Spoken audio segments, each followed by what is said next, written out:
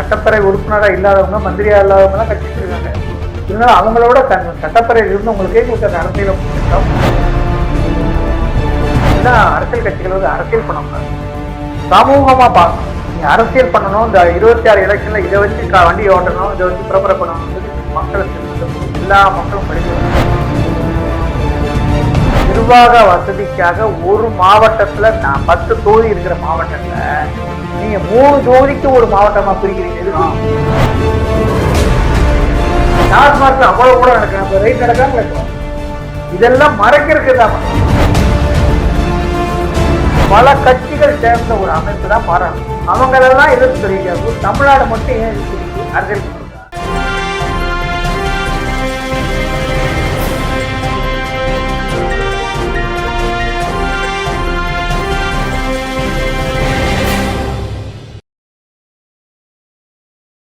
CCL media நேயர்களுக்கு இனிய வணக்கம். தொகுதி மறுவரை இப்பொழுது பார்த்தீங்கன்னா இந்தியா முழுவதும் இது வந்து ஒரு பேசும் பொருளாக தவிர்க்க முடியாத தலைப்பாக மாறியுள்ளது.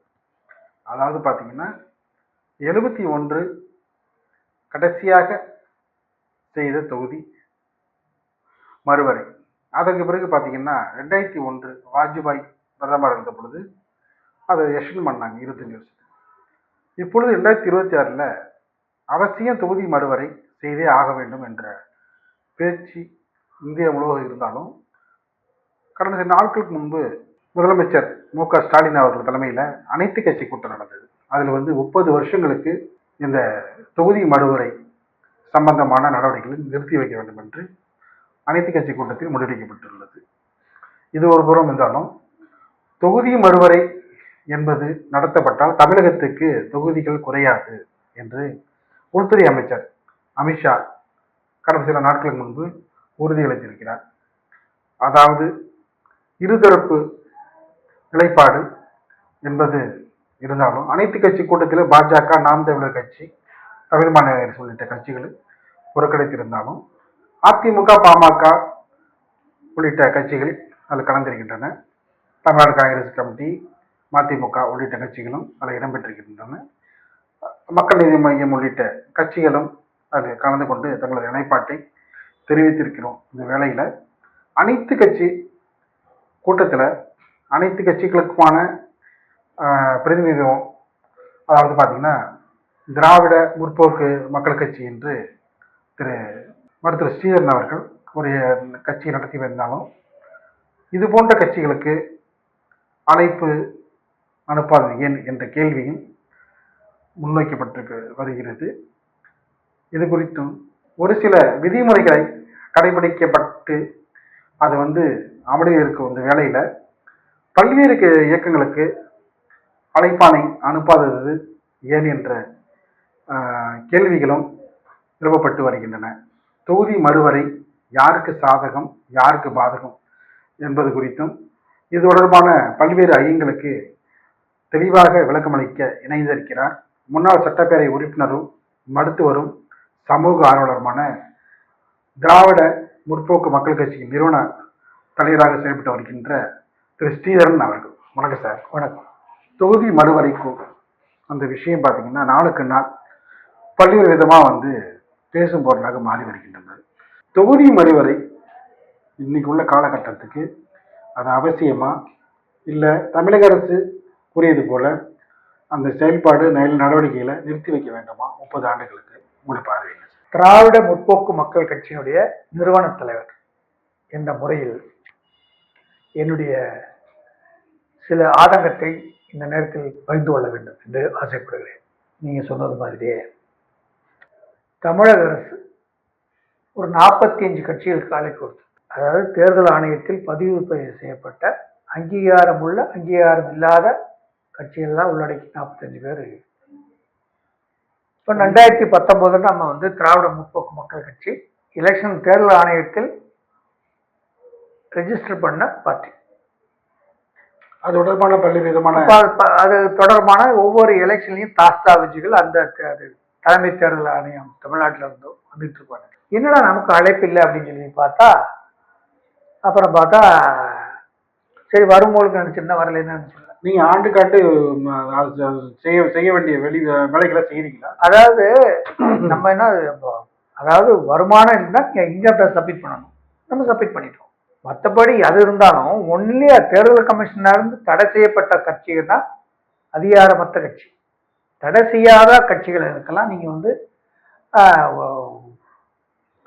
அழைப்பதில் கொடுக்கணும், அவங்கள இது இருக்கணும். தேர்தல் கமிஷன்லேருந்து இவங்க இல்லை இவங்க டிபார்ட் பண்ணிட்டான், இவங்களை கட்சியிலேருந்து பேர் எடுத்துட்டுனா தான் நீங்கள் கொடுக்கக்கூடாது.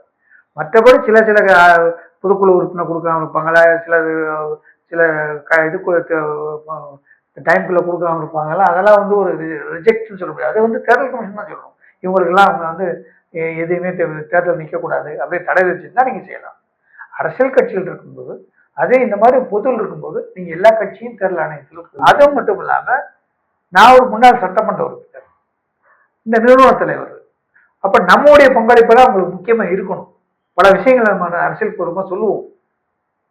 ஆக்கப்பூர்வமான அரசாங்கத்துக்கு ஒரு ஆக்கப்பூர்வமாக ஆலோசனை வழங்குவதற்கு நமக்கு அரசியல் 40 வருஷம் அரசியல் அனுபவம் இருக்கிறது. சட்டப்பேரவை உறுப்பினராக இல்லாதவங்க, மந்திரியா இல்லாதவங்க எல்லாம் கட்சி வச்சிருக்காங்க. இருந்தாலும் அவங்களோட சட்டப்பேரவையில் இருந்தவங்களுக்கு எங்களுக்கு அந்த அரசியல் சட்டம், இந்த அரசியலோட இதில் நாங்கள் நுணுக்கங்களாக தெரியும். அது மாதிரி நம்மளால அந்த உதவிகளை செய்ய முடியும், அரசாங்கத்துக்கு நல்ல ஒரு ஆலோசனை சொல்ல முடியும்னு சொல்லுவோம். அதை கேட்கல. தொகுதி மறுவரை செய்யறது வந்து ஏற்கனவே 30 வருஷத்துக்கு 40 வருஷமா தள்ளி வச்சாச்சு. 53 வருஷம் ஆச்சு. 56 நூற்றாண்டு ஆன பிறகு தொகுதி மறுவரை செய்யணுமா செய்யக்கூடாது? மக்கள் தொகை அடிப்படையில் செய்யணும் ஒன்று. இன்னொன்று வந்து பார்த்தீங்கன்னா பரப்பளவு, தொகுதி பரப்பளவு இருக்குங்களா, அந்த பரப்பளவு வந்து மாற்றி அமைக்கலாம். அது ஒன்று இருக்குது. அது வந்து கடந்த முறையை செஞ்சுட்டாங்க. இப்பொழுது இருக்கிறது பார்த்தீங்கன்னா தொகுதி மறுவரை என்பது மக்கள் தொகை அடிப்படையில் 7.30 7,30,000 மக்கள் தொகை இருந்தால் அது 61 செஞ்சாங்க ஒரு தொகுதி. அதுக்கப்புறம் 8,40,000 பேர் மக்கள் தொகை இருந்தால் அது ஒரு தொகுதி. அதுக்கப்புறம் 10,10,000 பேர் இருந்தால் அது ஒரு தொகுதி, எம்பி தொகுதி. இதன் அடிப்படையில் தான் வந்து தொகுதியில் எண்ணிக்கை வந்து மாறி மாறி வந்து கடைசியில் பார்த்தீங்கன்னா 543 உயர்ந்தது. சில மாநிலங்களில் வந்து 20 லட்சம் 30 லட்சத்துக்கு ஒரு எம்பி செய்ய முடியாது. நினைச்சு பாருங்க, நீங்க 20 லட்சம் பேர் இருக்கீங்க. நீங்க எல்லா அரசியல் கட்சிகளும் வந்து அரசியல் பண்ணக்கூடாது, சமூகமா பார்க்கணும். நீங்க அரசியல் பண்ணணும், இந்த 26 எலெக்ஷன்ல இதை வச்சு வண்டி ஓட்டணும், இதை வச்சு ப்ரிப்பேர் பண்ணணும்னு சொல்லி மக்களை திசைக்கூடாது. எல்லா மக்களும் படிச்சவங்க. நீங்க தொகுதி மறுவரை செய்யாமலே 50 வருஷமா வச்சுக்கிட்டு இருந்தீங்கன்னா, இப்போ ஒரு தொகுதி எக்ஸ் தொகுதின்னு வச்சுக்கோங்க, ஒரு தொகுதியில வந்து 10 லட்சம் பேர் இருக்கான்னு வச்சுக்கோங்க. 50 வருஷத்துல இப்ப இந்த தொகுதி எத்தனை பேர் இருப்பாங்க? கூடுதல் ஒரு 5 லட்சமா கூடுமா இல்லையா? தென் சென்னையே எடுத்துங்க சார், பாத்தீங்கன்னா 10 லட்சம் 10,000 பேரா இருக்கிறாங்க. எங்கேயே போயிடுச்சு கணக்கு. இப்போ ஒரு எம்பி கிட்ட போய் நீங்க ஒரு எம்பியை பார்க்கறது எப்படி முடியும்? அந்த எம்பி தான் என்ன வேலை செய்ய முடியும்? அப்ப நீங்க என்ன செய்யணும்? இதை கூட்டுறீங்களே, என்னைய கூட்டுன்னு நான் அதை கேட்டிருப்பேன். கண்டிப்பா 39 நாடாளுமன்ற உறுப்பினர் இருக்கீங்களா இல்லையா? முறையாக இன்னைக்கு எடுத்தா கூட சார் நமக்கு வந்து கூடுதலா 22 தொகுதி வருங்கிறாங்க. மக்கள் தொகை அடிப்படையில் கணக்கு எடுத்தா இருந்துட்டு போது நல்லதுதான். நமக்கு மக்கள் பிரதிநிதி வரவே இது இல்லைன்னா உங்களுக்கு சங்கடம்ன்றேன்.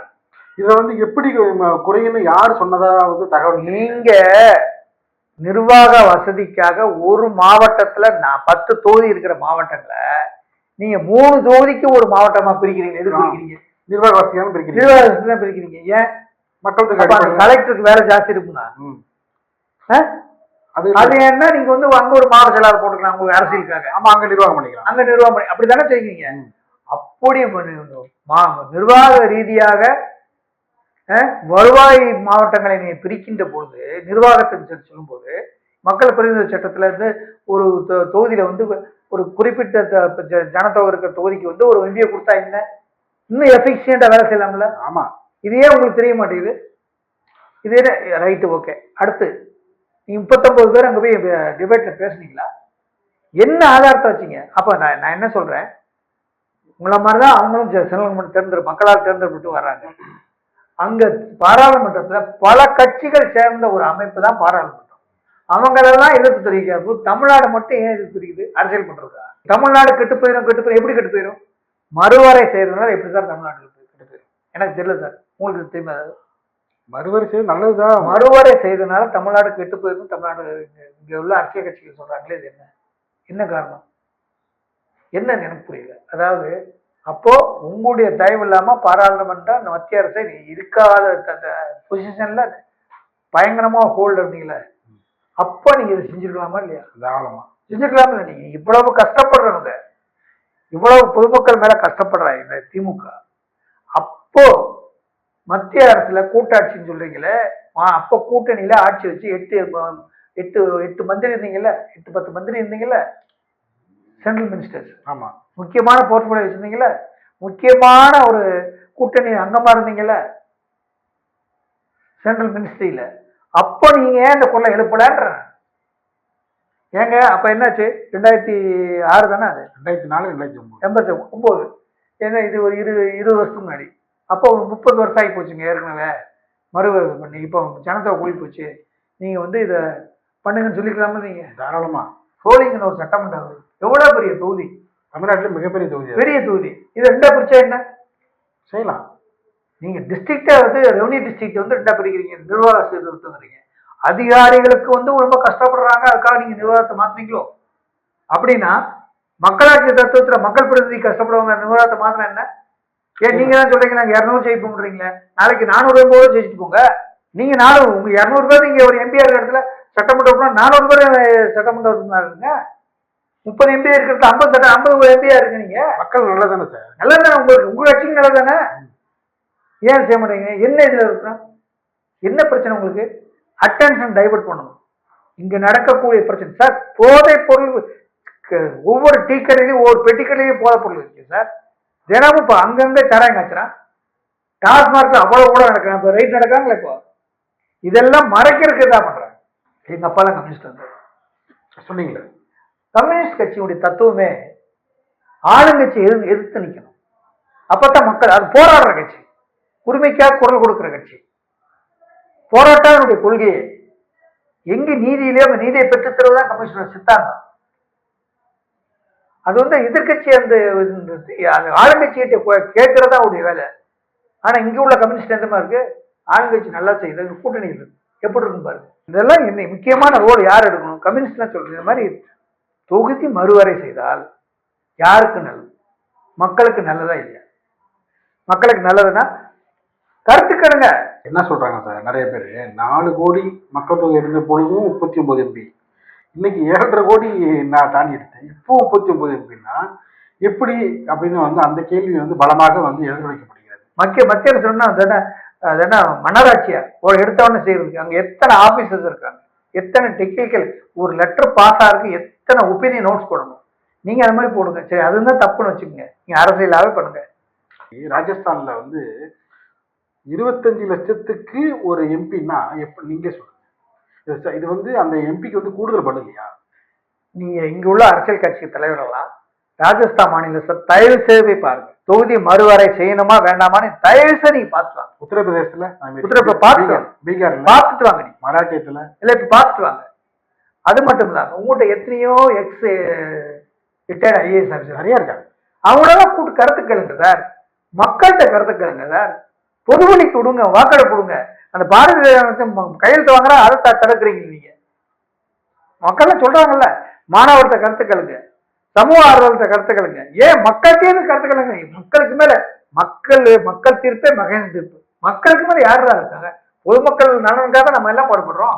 பொதுமக்கள்கிட்ட போய் கேளுங்க, மறுவரை செய்யலாமா? ஒரு தொகுதி எடுத்துங்க, ஒரு பாராளுமன்ற தொகுதி எடுத்துங்க, எக்ஸாம்பிள் எடுத்துங்க, வேண்டாமா கூட எடுக்கலாம். 39 தொகுதியிலுமே வந்து நம்ம ஆய்வு நடத்தலாம். இது அரசினுடைய ஆய்வு, அரசினுடைய ஆய்வு. அது வந்து வேண்டுமா வேண்டாமா? ரெண்டு பொட்டி தான். 6 சட்டமன்ற தொகுதி. ஆமா, ஒரு பொட்டி வைங்க, ஒரு பொட்டி போட்டு ஓட்டு போடுங்க. ஒண்ணு இல்ல சார், கருத்து சட்டமன்ற தொகுதியில வந்து ஒரு 5 பிளேஸ் தேர்ந்தெடுக்க வேண்டியது. 5 பிளேஸ்லயும் வந்து வேண்டுமா வேண்டாமா 2 பொட்டி, மொத்தம் 10 பொட்டி. அதே போல வந்து அருகில் இருக்கிற தொகுதிகள் பொட்டி வச்சு மக்கள் கருத்தை கேளுங்க. மக்கள் கருத்து போட்டுங்க, எண்ணுங்க. மக்கள் இத்தனை பேர் மறுவரைக்கு எதிர்ப்பு தெரிவிக்கலாம், இத்தனை பேர் ஆதரவு தெரிவிக்கலாம், எது ஜாஸ்தியா செஞ்சு போங்க சார், சாதாரணமா செஞ்சிடலாம். இந்த மாதிரி விஷயங்களுக்கெல்லாம் பத்திரிகை வந்து பயங்கரமா ஆர்டிக்கல் எழுதணும் சார், பயங்கரமான கருத்தை சொல்லணும். இப்ப நம்ம சொல்லிக்கிட்டு தான் இருக்கோம். சில பத்திரிகைகள் பாருங்க, எல்லாம் ஜாதரா கொஸ்டினா இருக்கு. இதெல்லாம் என்ன சொல்லணும்? பொதுமக்களுக்கு எது நல்லது? மறுவரை நல்லதா, நல்லது இல்லையா? இப்ப நம்ம அந்த வேலையை நம்ம வந்து அதே மாதிரி பாருங்க, ஒரு ஆப்ஷனல் சப்ஜெக்ட் படிக்கிறது என்ன மும்மொழி கொள்கைன்னு சொல்றாங்க. இது என்ன அநியாயம் சார்? ஒரு இன்னொரு கொள்கையை உங்க விருப்ப பாடத்தை ஒண்ணு படிச்சுக்கீங்கன்னா என்ன இருக்கும்? எதை பார்த்தாலும் பிஜேபி, எதை பார்த்தாலும் பிஜேபி. சார் என்ன பிஜேபின்னு என்ன நம்ம அந்நிய மொழியா? அவங்க மக்களா தேர்ந்தெடுக்கிறது 15 வருஷமா மக்கள் ஓட்டு போட்டு அவங்க ஜெயிச்சுட்டு இருக்காங்க சார். அவங்க தனியா ஓட்டு போட்டு இருக்கல, மக்கள் அவங்களை ஆதரிக்கிறாங்க சார். அதை நம்ம ஏற்றுக்கணும் சார். ஜனநாயகத்துல அத்தனை பேர் ஓட்டு போட்டானே ஒரு பிரைம் மினிஸ்டர் வந்திருக்காரு. சும்மா வந்துட்டாரா? உலக நாளெல்லாம் இன்னைக்கு பிரைம் மினிஸ்டர் பத்தி பாராட்டுறாங்க. எது எடுத்தாலும் குறை சொல்றதா? இது அரசாங்கம் செய்யறது இல்லை சார், அதிகாரிகள். சயின்டிபிக் நாலேஜ், சோசியாலஜின்னு இருக்கு, டிபார்ட்மெண்ட் இருக்கு, அதுக்குன்னு ஒவ்வொன்றும் இருக்கு. ஒரு ஃபைல் போடும்போது அந்த ஃபைலுக்குள்ள எல்லாருமே அதுடைய ரைட் அப் எழுதணும். என்ன திட்டம் எழுதினாலும் அல்டிமேட்டா ஒன்று எழுதுங்க சார் ஃபைல்ல. பொதுமக்களுக்கு என்ன பயன்? அதுதான் ஜனநாயகம். இப்போ எந்த திட்டம் எடுத்தாலும் பொதுமக்களுக்கு என்ன பயன் அதை எழுதியிருப்பாங்க. நிச்சயமா. அடுத்த கேள்வி என்ன தெரியுமா? பொதுமக்களுக்கு என்ன பாதிப்பு? இது ரெண்டையும் ஃபுல்ஃபில் பண்ணாதான், இது ரெண்டையும் நிறைவேற்றினாதான் எந்த திட்டமும் பண்ண முடியல, எந்த திட்டமும் கோர்ட்ல நிக்காது. ஸோ அதனால நீங்க அரசியலமைப்பு சட்டத்துல நீங்க என்ன சொல்லணும்னா, ஒரு மாநிலம் வளர்ச்சி பெற வேண்டும். கல்வியில், பொருளாதாரத்தில், பொது சுகாதாரத்தில், அடிப்படை தேவைகளில், வாழ்வாதாரத்தில், அன்றாட வாழ்க்கையில் முன்னேற வேண்டும் என்றால் அதற்கான தேவைகளை திட்டம் தீட்டுங்க. அந்தந்த மாநில அரசுக்கு உரிமை இருக்கு, செய்யுங்க.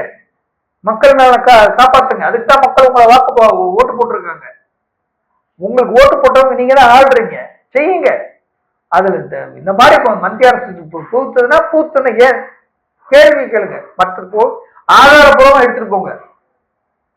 மக்கள் கருத்தை கேட்டோம், மக்களுக்கு நீங்க செஞ்சனால இவ்வளவு பாதிப்பு இருக்கு, ஆதாரப்பூர்வமா சொல்லுங்க. மக்கள்கிட்ட கருத்தை கருத்து சொல்றாங்க. நீங்களே ஒரு முடிவு எடுத்து சொல்லாதீங்க.